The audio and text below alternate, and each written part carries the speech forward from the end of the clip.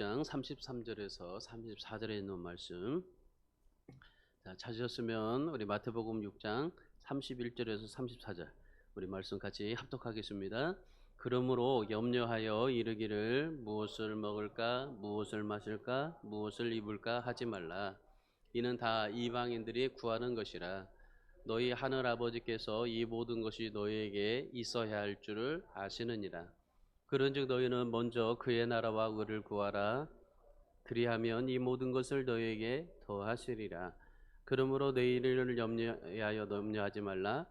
내일은 내일이 염려할 것이요 한날 괴로움은 그날로 족하니라. 아멘.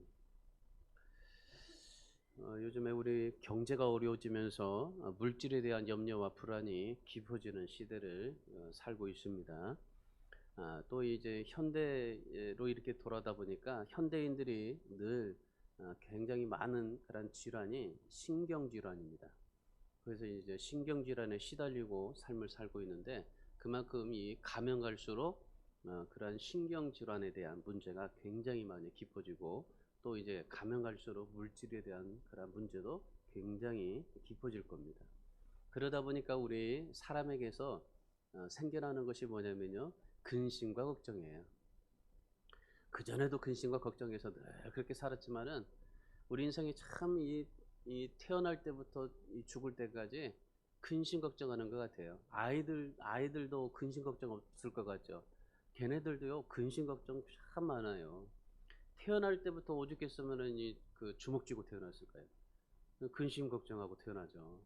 참 우리 인간이 근심 걱정하면서 살아가는 그런 삶을 살고 있는데 우리가 이 살면서 이 근심 걱정 없이 살 수 있는 정말 그런 삶이 있으면 얼마나 좋을까 싶습니다.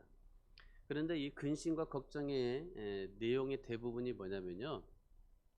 과거에 대한 후회 그리고 미래에 대한 불안. 그러니까 늘 후회하고 불안하고 이제 이런 것들이 우리에게 늘 근심 걱정하게 되는 겁니다. 이탈리아의 메조 소프라노 가수였던 이 피오렌차 코스트라는 사람이 있어요. 이분은 75세까지 그 무대 생활을 했어요. 여러분 한번 생각해 보세요. 75세까지 노래 부르고 무대에서 이렇게 노래 부르고 살 수 있다는 게 얼마나 대단합니까? 우리나라 뭐 하춘화 씨 뭐 또 유명한 저기 많은 사람들 그런 많은 사람들도 보통 가수들 보면은 뭐 40, 50세 되면은 그냥 다 자취를 감추고 그러잖아요. 그만큼 이 오랫동안 노래하기가 참 어려워요. 무대 생활하기가 참 힘듭니다. 뭐 얼마 전에 그 테스 형 불렀던 그렇게 정말 나이가 그렇게 먹었어도 나중에 이렇게 무대 생활을 할 수 있다는 게 얼마나 대단해요. 이분이 75세까지 노래하면서 무대 생활을 했어요. 근데 늘 75세까지 무대 생활하면서 늘 이분이 근심과 불안에 시달렸다고 그래요. 왜 그러냐면은 나이가 이제 이제 먹고 또 가면서록 젊었을 때는 얼마나 열정과 패기로 노래를 불렀겠어요. 그리고 또 지나면서 50대, 60대 가면서 이제 늘 그렇게 걱정이 되는 거예요. 젊었을 때는 이 패기로 이 사람들이 내가 부르는 노래로 사랑을 받을 수 있을까 생각을 한 거고 또 나이가 먹으면 먹을수록 정말 내가 나이가 먹어서 노래를 부르니까 이 사람들이 싫어하지 않을까라는 생각도 하게 될 거고. 그러니까 이런저런 생각 때문에 마음이 굉장히 힘들었다고 그래요. 75세까지 노래를 부르면서. 근데 어느 날 이 기도하는데 그 모습을 보여주더래요. 예수님께서 십자가의 두 강도를 바라보시는 모습을 그렇게 보여주시더래요. 그래서 그 두 강도의 모습을 보면서 그 한 강도는 늘 불안에 떨면서 그 하나님의 나라에 못 들어가지만은 그런데 한 강도는 늘 주님 앞에 모든 것을 맡기고 주님 저도 오늘 낙원에 들어가게 해주십시오. 그렇게 주님 앞에 맡기고 그랬더니 주님께서 그래 너 나와 함께 낙원에 갈 거다. 그렇게 말씀하시는 그 모습을 딱 보여주시면서 그러니까 자기 자신도 야, 저 낙원에 들어가는 강도처럼 주님 앞에 맡기고 주님을 의지하고 저렇게 살았으면 좋겠다라고 생각을 하고 그리고 나서부터 모든 것을 다 주님 앞에 맡기고 노래를 했다는 거예요. 그랬더니 75세까지 노래하면서 무대 생활할 수 있었다. 그래서 정말 행복한 인생을 살 수 있었다. 그렇게 고백을 해요. 그러니까 이분이 고백하는 게 내가 행복한 인생을 살 수 있었던 것은 바로 주님 때문이었다. 그렇게 말씀을 하시는 거예요. 오늘 본문의 말씀이 산상수훈의 말씀입니다. 예수님께서 정말 이 엑기스만 모아놓은 산상수훈의 말씀입니다. 오늘 말씀에서 예수님께서 우리에게 뭘 가르치시냐면은, 야, 인생의 참된 행복이 무엇인가? 우리가 행복하기를 원하고 행복을 위해서 달려가고 정말 모두가 다 행복을 위해서 기도하는데, 그러면 진짜 인생의 행복이 무엇인가? 인생의 참된 행복이 뭔가라는 것을 가르쳐 줍니다. 오늘 주신 33절의 말씀에 보시면은 주님께서 뭐라고 말씀하십니까? 그런즉 너희는 먼저 그의 나라와 그의 의를 구하라. 그리하면 이 모든 것을 너희에게 더하시리라 하셨습니다. 여기서 예수님께서 말씀하신 이 모든 것이라고 말합니다. 이 모든 것은 뭡니까? 이 모든 것이 사람들의 행복하다고 생각하는 모든 것이에요. 그러니까 내가 행복을 위해서 달려가는 모든 것들, 먹을 것, 입을 것, 쓰고 자는 것, 그리고 사람의 욕망, 모든 것을 말하는 겁니다. 근데 주님께서 이 모든 것을 너에게 행복을 더해 주시리라는데, 그런데 주님께서 뭐라고 말씀하셨어요? 전제는 먼저 너희 나라와 그의 의를 구하라. 그러니까 내가 모든 것, 먹을 것, 입을 것, 내가 생각하는 내 욕망 모든 것의 인생을 목적으로 삼지 말고 하나님을 찾으라는 거예요. 하나님, 우리에게 진정한 행복을 주실 분은 하나님밖에 없다는 겁니다. 우리가 행복을 위해서 여러분이 열심히 달려가요. 여러분이 정말 그 많은 것들에 대해서 행복을 위해서 찾아가는데, 그런데 세상에 있는 모든 필요한 것까지 다 받게 될 수 있는 것, 그것은 바로 하나님을 찾는 겁니다. 여러분, 솔로몬이 초창기에 하나님을 찾았더니 어떻게 되세요? 하나님께서 더 구하지 않은 것까지 지혜뿐만 아니라 부귀와 장수, 영화까지도 다 주셨잖아요. 하나님은 그런 분입니다. 하나님은 우리가 무엇을 구할 때 하나님께서 정말 하나님을 찾고 하나님을 의지하고 하나님을 사랑하고 하나님을 바라보고 살아가는 사람에게 하나님께서는 필요한 모든 것을 더해 주신 하나님이십니다. 그게 하나님이에요. 그러니까 이 하나님을 우리가 믿는다라고 말한다면은 어떻게 살까요? 그 하나님을 바라보고 살 수 있겠죠. 그러면 이 하나님 때문에 우리에게는 행복이라는 게 찾아올 수 있겠죠. 그러니까 이 행복을 위해서 우리가 삶을 살아갈 수 있다면 우리가 하나님 앞에 맡기지 않을 수 없잖아요. 하나님 앞에 맡기고 싶잖아요. 왜? 분명히 하나님께서 우리에게 말씀하신 거니까. 맡겨라. 그러면 하나님께서 모든 것을 더해 주시겠다 말씀하시잖아요. 근데 우리는 이 말씀을 믿어요. 압니다. 그런데도 불구하고 우리는 하나님 앞에 맡기지 못하고 하나님을 의지하지 못하고 하나님을 신뢰하지 못하고 살아가는 오늘 우리들의 인생의 모습을 보게 되지 않습니까? 오늘 이 말씀을 통해서 정말 이 땅에서 살아갈 때 우리가 행복하게 사는 길이 무엇인가를 좀 발견해 볼 수 있기를 바랍니다. 그러면 우리가 행복하게 살려면 어떻게 해야 될까? 여러분, 진짜 여러분이 행복하게 살려면 어떻게 해야 될까? 오늘 본문에서 몇 가지를 말씀합니다. 첫 번째는 여러분이 진짜 행복하게 살려면은 주님께 여러분의 삶 전체를 맡겨야 돼요. 여러분, 진짜입니다. 여러분의 모든 삶을 주님 앞에 맡겨보세요. 그러면 주님께서 어떻게 하시나 보세요. 31절의 말씀 보십시오. 그러므로 염려하여 이르기를 무엇을 먹을까 무엇을 마실까 무엇을 입을까 하지 말라. 염려하지 말아라. 염려하여 이르기를, 이 말은 무슨 말이냐면 염려하지 말고 주님 앞에 맡기라는 거예요. 그러니까 주님 앞에 맡기는 삶이에요. 우리가 세상을 살아가는 동안에 내 힘을 가지고 살아가려고 할 때 우리가 어떻게 할 수 없는 일에 부딪힐 수가 있어요. 그럴 때 우리는 어떻게 합니까? 두려움이 오잖아요. 염려하고 실망하고 포기가 되고 이런 삶이 우리에게 찾아오잖아요. 그런데 주님은 이런 어려운 일을 당할 때 뭐라고 말씀하십니까? 주님 앞에 맡겨라. 그러니까 우리가 염려 안 할 수도 없어요. 염려할 수 있는데 여러분, 주님께서는 염려 아예 하지 말라 하시는 말씀이 아니에요. 성경에서 염려하라라는 말이 없잖아요. 그러니까 우리가 염려 안 할 수가 없어요. 염려해야 돼.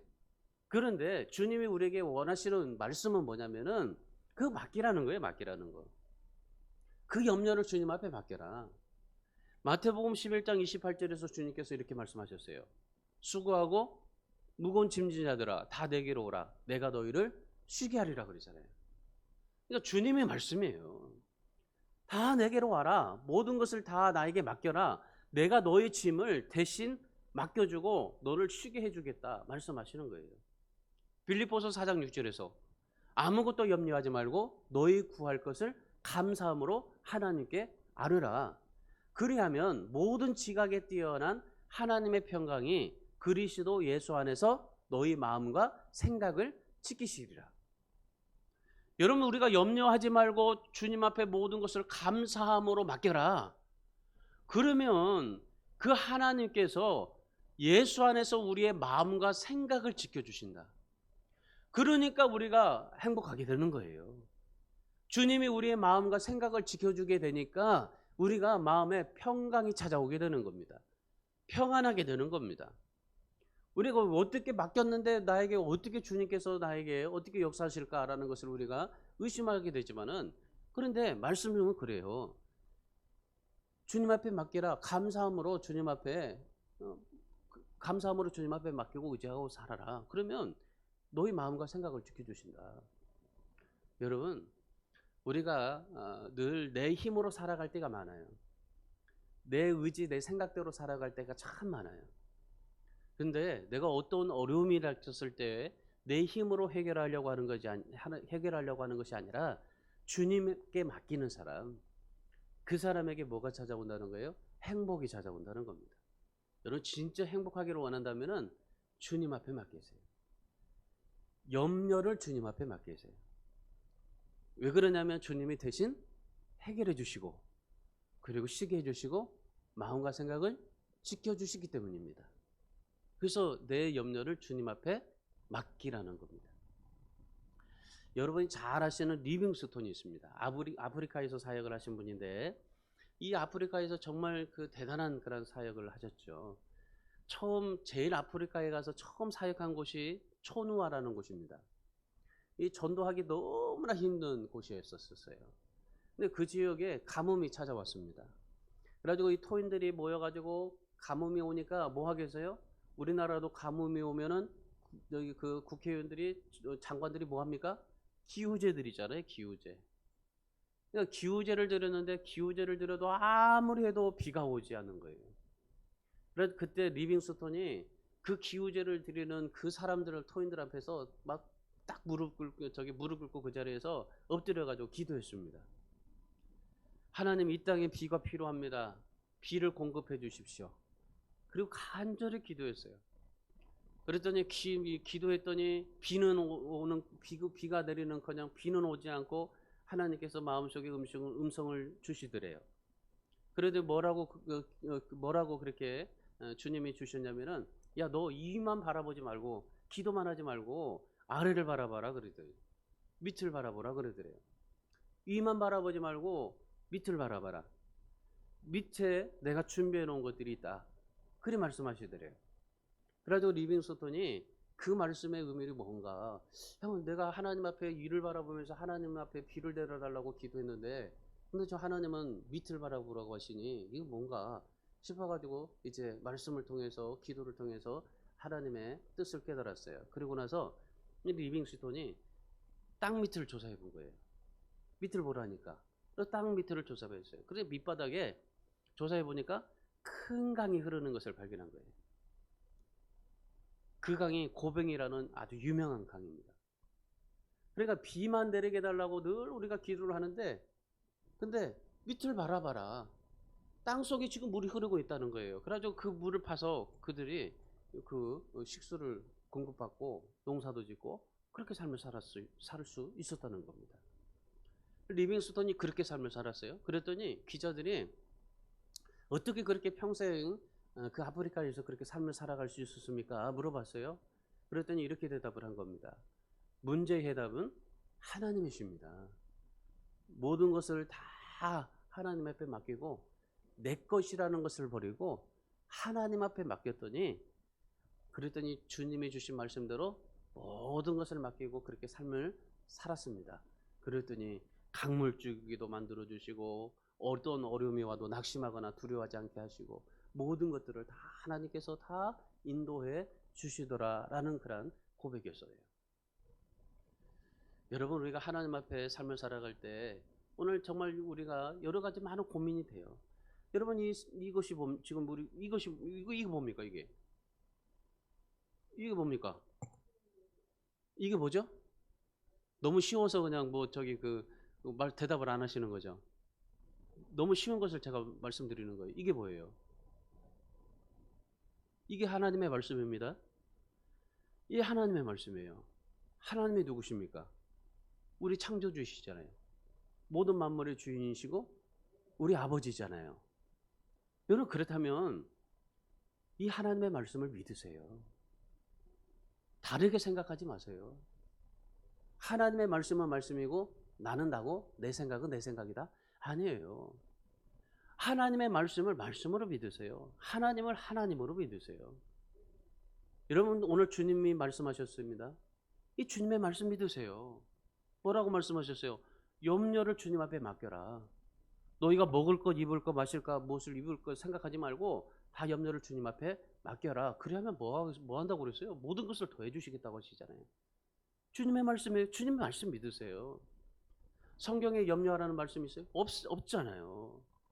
여러분, 우리가 현실적으로 우리 사람들 마음속에 염려라는 것이 있어요.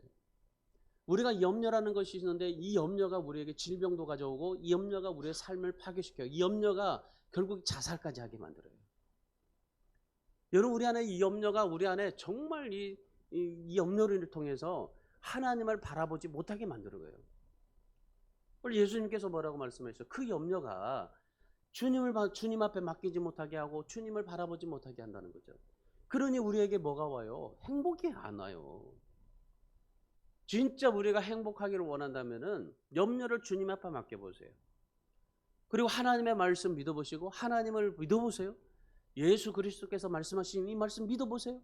그리고 주님 앞에 맡겨보세요. 염려를 맡겨보세요. 그러면 주님께서 요한복음 14장 1절에서 이렇게 말씀하십니다. 너희는 마음에 근심하지 말아라. 하나님을 믿으니 또 나를 믿으라. 너희는 마음에 근심하지도 말고 두려워하지도 말아라. 오늘 주님께서 우리를 향해 주시는 말씀을 자세히 여러분 보세요. 34절 말씀을 한번 보세요. 34절 뭐라고 말합니까? 그러므로 내일 일을 위하여 염려하지 말아라. 내일 일은 내일 염려할 것이요 한날의 괴로움은 그날로 족하니라. 우리가 참 이 염려를 내일 일을 염려하지 않을 수 있으면 좋았을 텐데 우리는 그냥 늘 내일 일을 염려하면서 살아요. 내일 오지도 않았는데 벌써 내일 것까지 생각하면서 다 준비하고 사는 게 우리 인생이에요. 근데 주님은 우리에게 말씀하시는 건 뭡니까? 한날의 괴로움은 그날로 족하다. 염려하지 않는 방법은 뭐라고 말합니까? 한날의 괴로움은 그날에 족하다. 그러니까 우리가 하루하루를 주어진 대로 충실하게 족하게 삶을 살아가는 겁니다. 그것이 염려하지 않는 방법이에요. 대부분요, 여러분 염려는요 내일 거가 염려가 되기 때문에 오늘 거는 염려가 별로 잘 안 돼요. 왜? 이미 오늘은 지나가고 있고 지나게 갔기 때문에 그래요. 오늘은 이렇게 지나갈 수 있다고 생각하기 때문에 그래요. 근데 내일 거가 염려되는 거예요. 그러니까 내일 거가 염려되다 보니까 우리가 늘 염려 때문에 힘들어하는 거예요. 사는 거예요. 근데 주님 말씀하시는 거예요. 뭐예요? 오늘은 오늘로 족하다. 그럼 우리가 이 염려라는 것을요 내일 거는 또 내일 또 그날에 족하고 내일은 또 그날에 또 모레는 또 모레 또 그날에 족하고 이렇게 살다 보니까 우리에게 뭐가 찾아오겠어요? 우리에게 주님께 맡기니까 주님과 함께 동행하면서 주님이 주시는 행복으로 살아갈 수 있다라는 것입니다. 여러분, 염려 생기지 않을 수 없어요. 근데 염려가 생기거든 그대로 놔두세요. 염려 생기면 그대로 놔두세요. 그리고 주님 앞에 맡기세요. 그러면은 주님께서 그 염려를 반드시 해결해 주십니다. 왜? 주님이 약속하신 말씀이기 때문에. 그래서 주님께서 이 말씀을 뭐라고 그래요? 그러므로 내일을 위하여 염려하지 말라. 내일은 내일 염려할 것이요 한날의 괴로움은 그날로 족하다. 이 말은 무슨 말이냐면요 우리의 염려와 걱정거리를 하나님으로 하여금 염려하도록 하게 해라는 거예요. 이해가 되십니까? 우리의 염려와 걱정을 하나님이 염려하게, 우리는 염려하지 않고 하나님이 염려하게, 그렇게 하라는 거예요. 그러니까 주님 앞에 맡기라는 거죠. 여러분, 그래 얼마나 감사해요. 나는 염려하지 않고 걱정하지 않고 오늘은 그냥 룰루랄라 편안하게 참 감사하면서 살아가는데 내일 일은 하나님이 염려하고 있는 거예요. 우리의 염려를. 그래서 하나님께서는 우리의 염려를 내일 하나님이 염려하고 계시고 그걸 어떻게 해결해 주시려고 애쓰고 일하고 계신다는 사실이에요. 그런데 우리가 지금 내 염려를 주님 앞에 맡기지 않으면은 하나님이 하시지를 않아요. 그러니까 내가 내일 일을 염려할 수밖에 없는 거죠. 여러분, 염려해서 생각대로 된 적이 있나요? 없잖아요. 염려해서 생각대로 된 적이 없어요. 거의 없어요. 그래서 주님께서 뭐라고 말씀하시는 겁니까? 염려를 하나님께 맡기라라는 겁니다. 그리고 그 하나님의 신실하심을 붙잡으라라는 거죠. 그래서 여러분, 주님이 말씀하신 이 말씀, 근심, 걱정, 불안, 염려 주님 앞에 맡기고, 그리고 정말 믿음으로 살아서 행복한 인생을 살고, 그래서 내 염려를 하나님으로 하여금 염려하도록 만들어져가는 그러한 지혜로운 우리 성도들이 다 되시기를 주님의 이름으로 축원합니다. 두 번째는 삶의 목적을 바르게 찾아야 돼요. 여러분의 삶의 목적을 바르게 찾아야 돼요. 자, 32절의 말씀을 보세요. 32절, 이는 다비 이방인들이 구하는 것이라 너희 하늘 아버지께서 이 모든 것이 너희에게 있어야 할 줄을 아시느니라. 이방인들은요, 늘 걱정하면서 살아요. 늘 걱정해요. 재물이 없어도 걱정하고, 있으면 더 쌓고 싶어서 걱정하고, 늘 걱정을 쏟아부어요. 이게 이방인들이 하는 모습입니다. 이방인들은 기도할 때도 자기의 필요를 위해서 기도해요. 온통 염려 가운데서 구하는 것들이에요. 이방인들이에요. 에이브라함 메슬로가 욕망의 사다리를 만들었어요. 욕망의 사다리를 만들었는데 거기에 보면 인간의 욕구 5단계가 있어요. 첫 번째 단계가 뭐냐면은 생리적인 욕구, 먹고 자는 거. 두 번째 단계는 이 안전의 욕구, 편안해야 되고 좋은 집도 있어야 되고. 그리고 세 번째가 소속감의 욕구, 대화가 필요하고 가족도 필요하죠. 그리고 네 번째 단계가 존경의 욕구예요. 사람들에게 인정받고 칭찬받고 싶은 거. 그리고 다섯 번째가 자아 실현의 욕구입니다. 인간이 추구하는 최고의 목적이라는 거죠. 그러니까 우리 인생을 이렇게 살고 있는 거예요. 먹고 자는 생리적 욕구가 가장 기초적인 문제예요. 그리고 나서 이제 편안하게 살아야 되고 집도 구해야 되고 이런 안전의 욕구. 그리고 나서 가족도 필요하고 소속감의 욕구. 그 다음에 이제 사람들에게 존경도 받아야 되는 존경의 욕구. 그리고 내가 인간의 최고의 목적을 실현하는 자아 실현의 욕구. 여러분, 이방인들은 먹고 마시는 것이 최고의 목적이 돼요. 그러니까 생리적인 욕구가 그들에게는 최고의 욕구예요. 여러분, 우리도 그렇잖아요.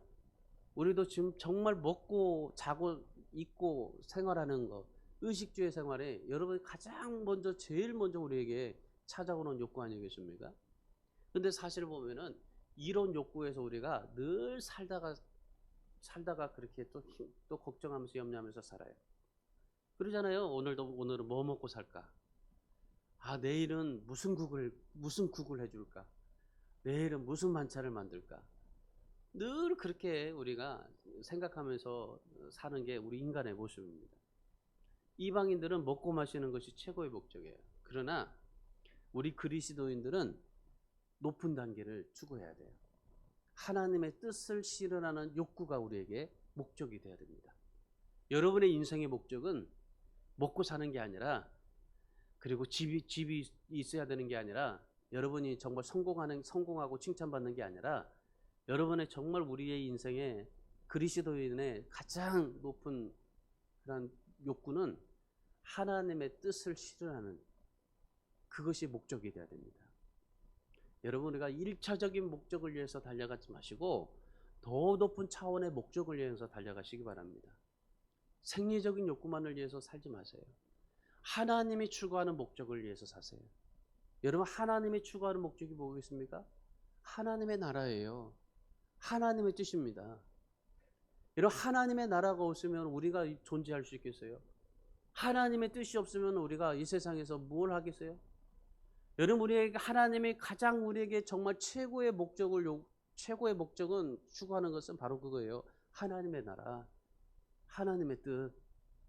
여러분이 진짜 하나님의 나라와 하나님의 뜻을 위해서 살고 있습니까?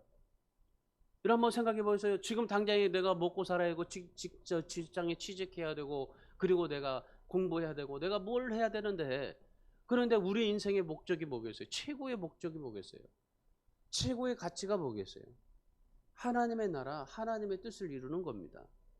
이것을 우리 인생에 설정하라는 거예요. 그의 나라와 그를 구하고 하나님의 나라를 확장하고 하나님의 나라에 쓰임받고 정말 그런 하나님 앞에서 삶을 살아갈 수 있는 그러한 욕구, 그러한 삶을 우리에게 주님이 요구하시는 겁니다.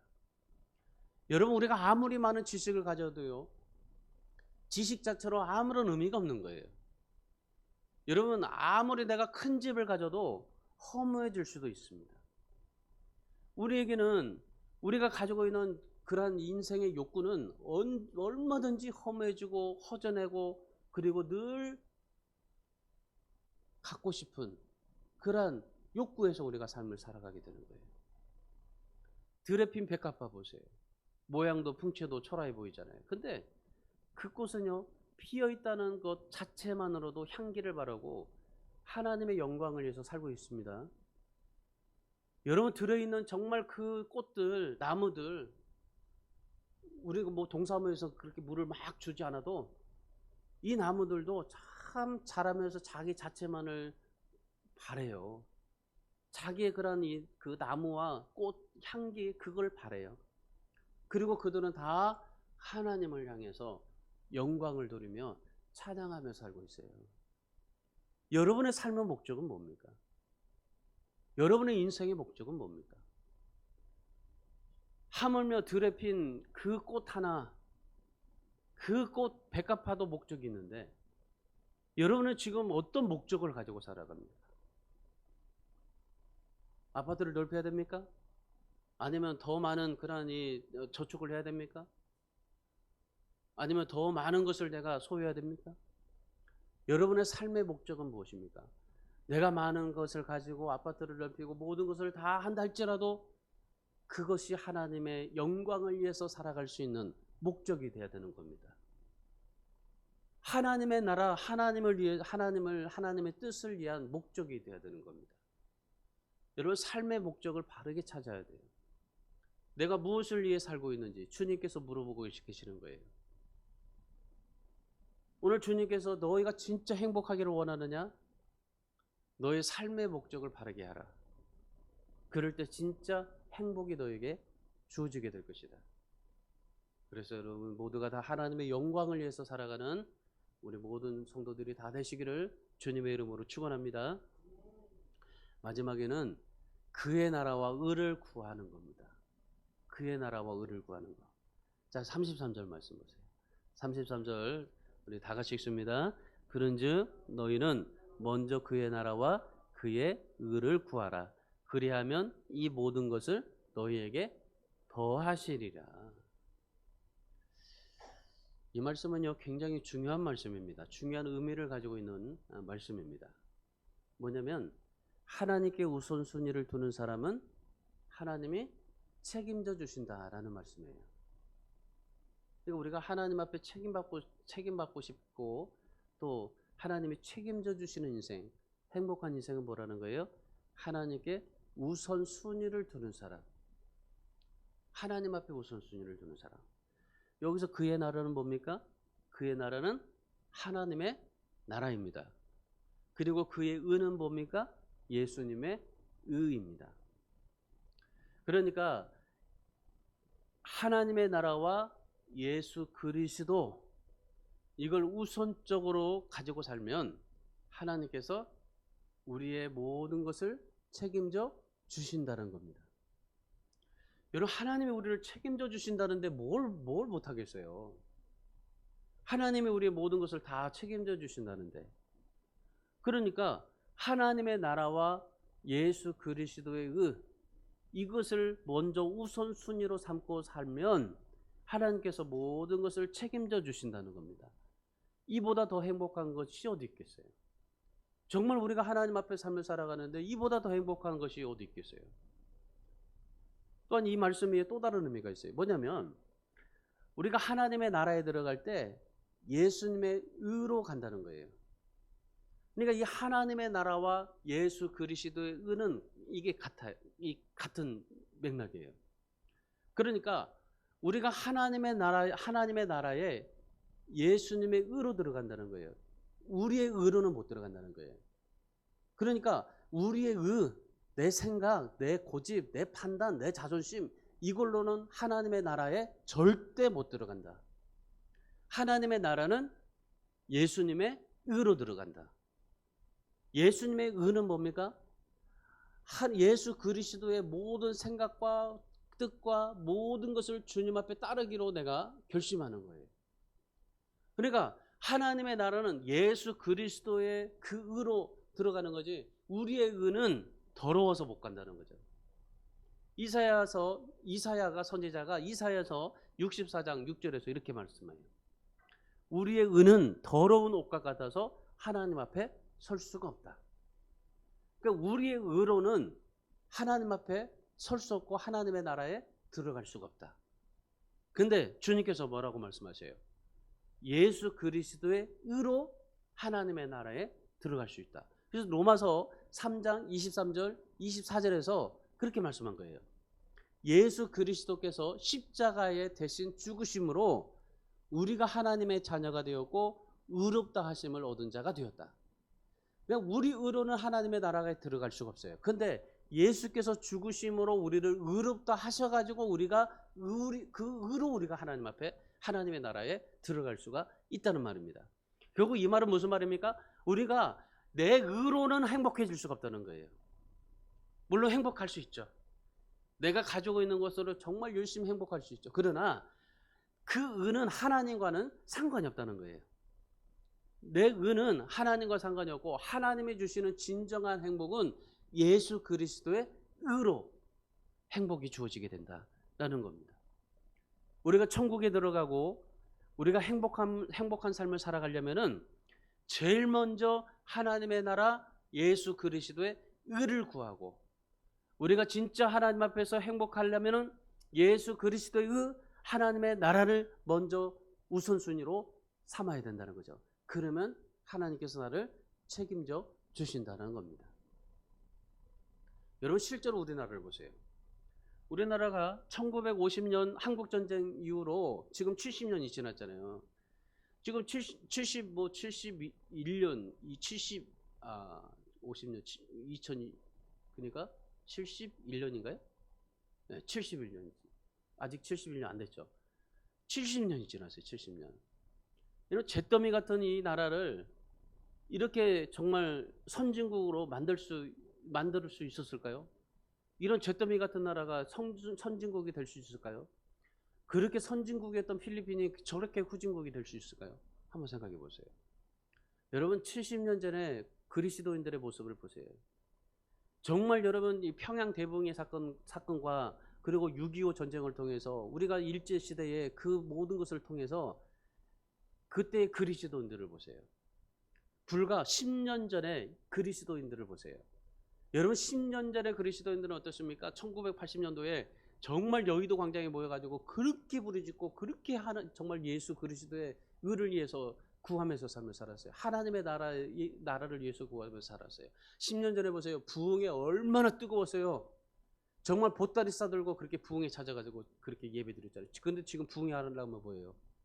부흥이 한다고 하면 첫 번째 의식이 뭐예요? 목사들이 동강조한다. 뭐 이런 생각 갖고. 지금 여러분, 부흥회 합니까, 지금? 부흥회 못해요. 우리도 부흥회 한번 하려고 하는데 뭐 돈이 또 많이 들어가니까 또 부흥회를 또 뭐 하지도 못하고. 이런데 지금 여러분, 부흥회 한번. 여러분 부흥회가 10년 전부터 사라지고 있었어요. 10년 전까지 우리나라가 정말 부흥회하고 얼마나 정말 신앙이 뜨겁고 오직 예수 그리스도의 그의 나라와 그의 의를 구하면서 살았던 우리 민족이었었어요. 그러니까 이 민족을 하나님께서 우리를 어떻게 하셨어요? 책임져 주셨잖아요. 88 올림픽을 통해서 2002년 월드컵을 통해서 그리고 정말 스포츠 얼마나 뭐 최경주가 가서 정말 그렇게 한국을 날리죠.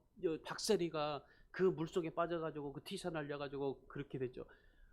여러분 얼마나 정말 그 스포츠 또 노래면 이 한류 열풍 보세요. 옛날에 정말 10년 전에 필리핀에서 막 지지지지 하면서 막 얼마나 걔들 막 올라 막 난리를 쳤고 그리고 미국에서 뭐 10년 전에 보세요. 미국에서는 강남 스타일로 막 이렇게 뛰어가지고 지금은 뭐예요? BTS가 막 해가지고 뭐 온 유럽 그러니 전 세계를 가지고 지금 뭐 막 애들이 그냥 아이돌이 얼마나 판을 치고 있습니까? 드라마 보세요. 드라마는 얼마나 또 이렇게 수출하고 영화 기생충은 또 아카데미 상 받고 우리나라 경제를 또 이렇게 만들어주고 여러분 그냥 삼성들이 이렇게 그냥 일어날 수 있겠어요? 그들이 뭐 저기 해서요? 현대가 그렇게 일어날 수 있겠어요? 여러분 하나님께서 다 이렇게 주시는 하나님의 축복이고 책임져 주신 하나님의 은혜인 겁니다.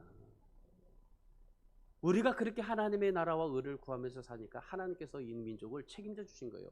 이 조그만 땅덩어리 나라에서 5,500만 명밖에 되지 않은 이 나라에서 어떻게 이렇게 정말 세계의 그런 10대국에 들을 수 있겠고 이렇게 정말 경제적인 그런 나라가 될 수 있었을까라는 거예요. 벌써 미국도 그러잖아요. 우리나라 저기 그 백신 원조 좀 해달라고 하니까 그렇게 잘 사는 나라가 무슨 백신 원조냐. 못 사는 나라부터 가야지. 그러잖아요. 우리가 잘 산다고 생각하지 않아요. 우리 백성들만 잘 산다고 생각하지 않아요. 외국에서는 다 우리나라를 선진국으로 보는데 우리나라 사람들만 선진국이라고 생각하지 않아요.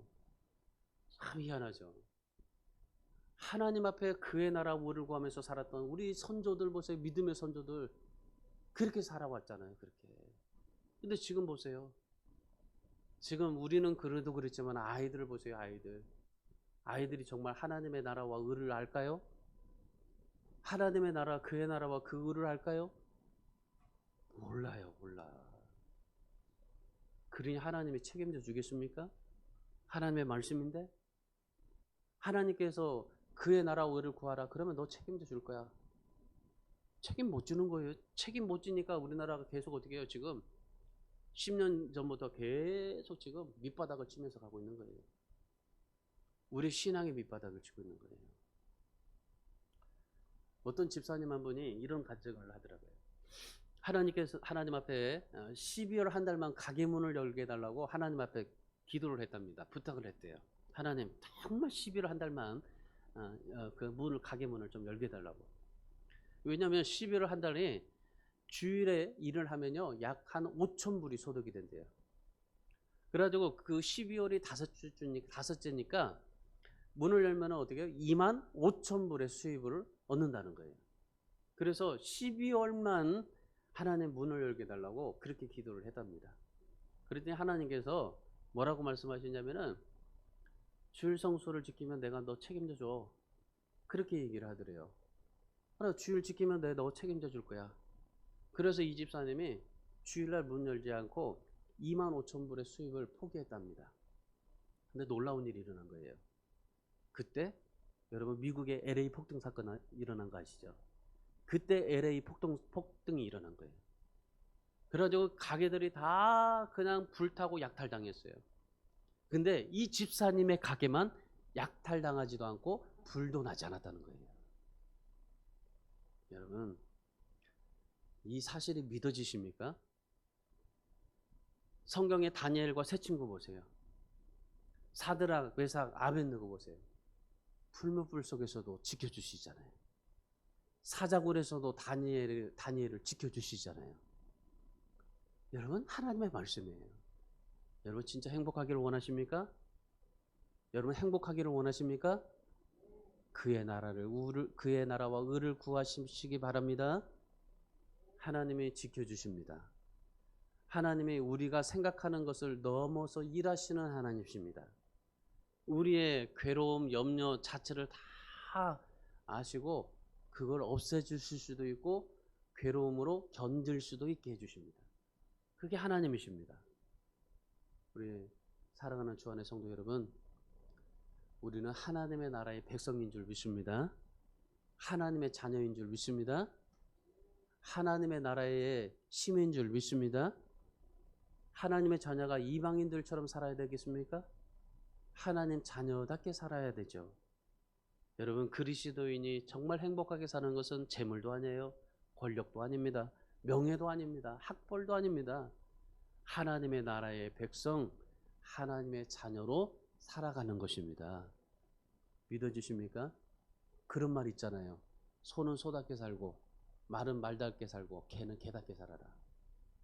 여러분, 개가 사람처럼 살면 되겠어요? 소가 사람처럼 살면 되겠어요? 말이 사람처럼 살면 되겠습니까? 사람이 소처럼 살면 되겠습니까? 개처럼 살면 되겠어요? 여러분, 소는 소답게 말은 말답게 개는 개답게 살아야 돼요. 그럼 사람은 어떻게 살아야 돼요? 사람답게 살아야 돼요.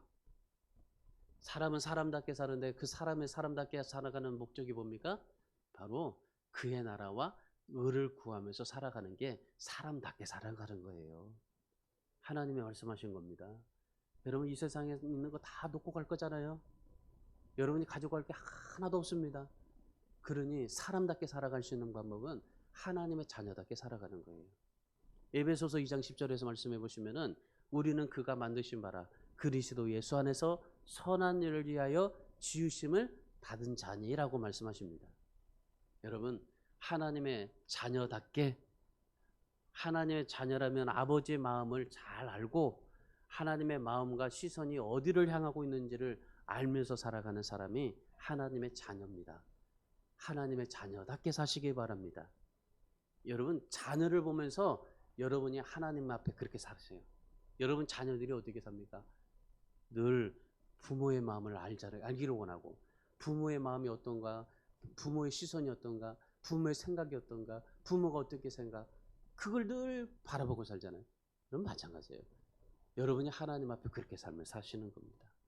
오늘 이방인들처럼 먹고 마시고 노는 일에 그렇게 정말 중요하게 여기면서 살지 마시고 하나님의 일을 더 소중하게 여기시고 하나님의 뜻을 더 소중하게 여기시고, 그래서 하나님의 나라와 그의 나라와 의를 구하면서 삶을 살아가시기 바랍니다. 그러면 하나님께서 필요를 채워주시고 책임져 주시는 삶을 살아가게 될 줄 믿습니다. 그래서 진짜 여러분이 행복하기를 원하십니까? 오늘 말씀을 붙잡으십시오.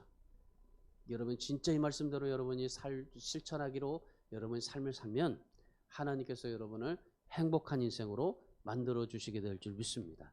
그래서 하나님의 자녀답게, 하나님의 나라의 시민답게 정말 하나님 앞에 그런 하나님의 자녀로서 행복한 인생이 되기를, 행복한 인생으로 꿈꾸며 살아가기를 주님의 이름으로 축원합니다.